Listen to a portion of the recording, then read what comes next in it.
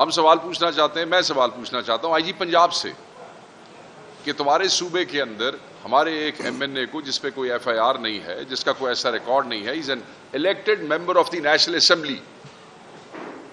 3-3:30 बजे के करीब उसके घर में पुलिस आती है, उसके मुलाजमीन से बदतमीजी करती है और फिर जो मेरी उनके कजन से बात हुई जो हमारे एमएनए है साहबजादा महबूब सुल्तान, उन्होंने कहा कि जूते भी पहनने नहीं दिए और उनको ड्रैग करके वहां से वो ले गए। ये आप किस फेज में चले गए हैं? 9 मई के बाद हमने ये देखा कि फोर्स डिफेक्शंस हुई, प्रेस कॉन्फ्रेंसेस हुई और उसमें भी इसी किस्म के वाकयात थे जिसका जिक्र अभी हमारे चेयरमैन ने किया है। कई लोगों के बच्चे भी ले जाए गए और फिर उनको उस हवाले से ब्लैकमेल करके प्रेस कॉन्फ्रेंसेस करवाई गई। इस सारे प्रोसेस में से निकलने के बाद वो सारी मुसीबतें और मसाइल और वो सारा जो ब्रूटैलिटी का समंदर था वो पार करने के बाद ये लोग इलेक्ट हुए हैं और मेंबर बने हैं नेशनल असेंबली ऑफ पाकिस्तान के। आज आप पाकिस्तान की कौमी असम्बली के मेंबरान को ऐसे उठा के ले जा रहे हैं जैसे वो कोई बदमाश हैं, गुंडे हैं। वो 10 लाख लोगों का एक अकेला नुमाइंदा है जिसको आप पकड़ के ले गए हैं। और फयाज साहब का जिक्र किया जो NA 180 से हमारे एमएनए हैं और वो सुप्रीम कोर्ट में भी जा रहे हैं। मैं ये समझता हूँ कि हाई कोर्ट को इस पे एक्शन लेना चाहिए, सुप्रीम कोर्ट को तो लेना ही चाहिए क्योंकि उनके फैसले की रूह से के हवाले से है।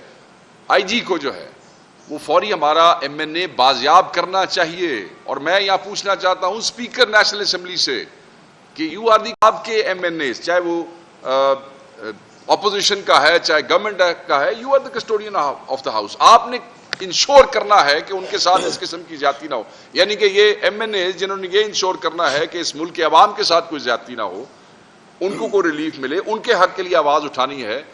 हम तो वो इंसाफ को इंसाफ दोनों वाली बात कर रहे थे, ये तो लॉ मेकर्स के साथ भी ये मामला शुरू हो गया है। मेरे ख्याल में ये जो चीज़ है ये मामला इस तरीके से नहीं चल सकता।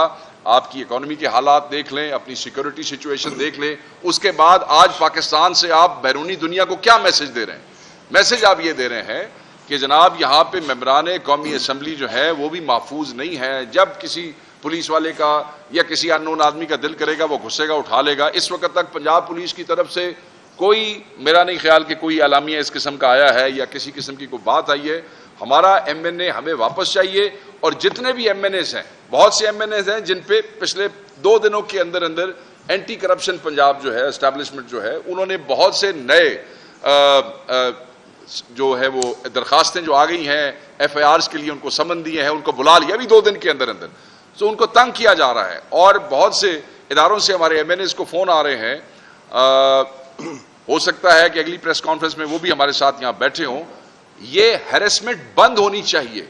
मैं मुस्लिम लीग नून की हुकूमत को यह पैगाम देना चाहता हूं, इस बदमाशी से तुम इस मुल्क में हुकूमत नहीं कर सकते हो। तुमने डाके से इस मुल्क की पे हुकूमत ली है, यह बदमाशी नहीं चलेगी। इस काम को बंद कर दो, शर्म करो, कोई हया करो, क्योंकि इस तरीके से तुम इस मुल्क के जो सोशल फैब्रिक है और जो पॉलिटिकल फैब्रिक है उसको तबाह कर रहे हो। खुद तो तुम तबाह हो ही चुके हो, तुम बाकी सारा सिस्टम तबाह करना चाहते हो।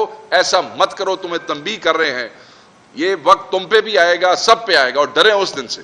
तो मैं इसकी मजम्मत भी करता हूं और मैं डिमांड करता हूं स्पीकर से, आईजी से, लाहौर हाई कोर्ट के चीफ जस्टिस से, और जैसे चेयरमैन ने और आतिफ भाई ने कहा कि चीफ जस्टिस और सुप्रीम कोर्ट से हमारे एमएनएस के साथ ये हैरेसमेंट बंद करवाई जाए और हमारे एमएनएस को बाजियाब कराया जाए।